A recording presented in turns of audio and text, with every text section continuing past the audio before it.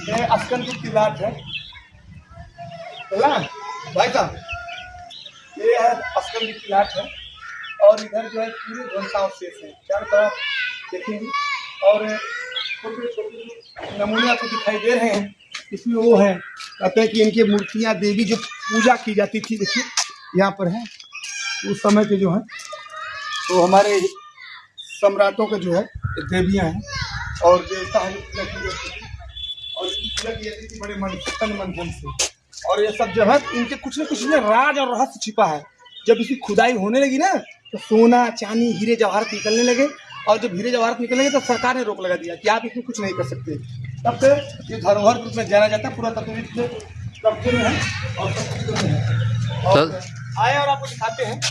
देखिए ये भी कुछ है, किसी देवी देवता का जो पत्थर है किसी पूर्वज का निशानियाँ बनाई गई है, तो ऐसे आपको बहुत मिलेगा देखने के लिए।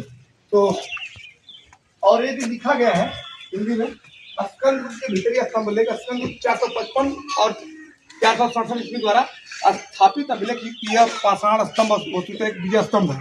ये विजय स्तंभ है, ये जो है जो लाट दिखाई दे विजय स्तंभ है। तो सेनाओं को परास्त जो हुणों के सेनाओं को परास्त करने के प्रतीक के स्वरूप में लगवाया गया था। इस स्तंभ के निकट फैले विस्तृत किले की खुदाई सन 1961 से 1970 के मध्य में काशी हिंदू विश्वविद्यालय के शोधकर्ताओं के दल द्वारा खुदाई करवाई गई, जिसके परिणाम स्वरूप एक विशाल वैष्णव मंदिर के भग्नावशेष अनावृत हुए हैं। पक्की ईंटों से एक वैष्णव मंदिर है, कहने का मतलब इसके भग्नावशेष है। ये सब पक्की ईंटों से बने इस मंदिर के निर्माण में मिट्टी के गारे का प्रयोग किया गया था तथा गेहूं सुर्खी चूने का प्रयोग किया गया था।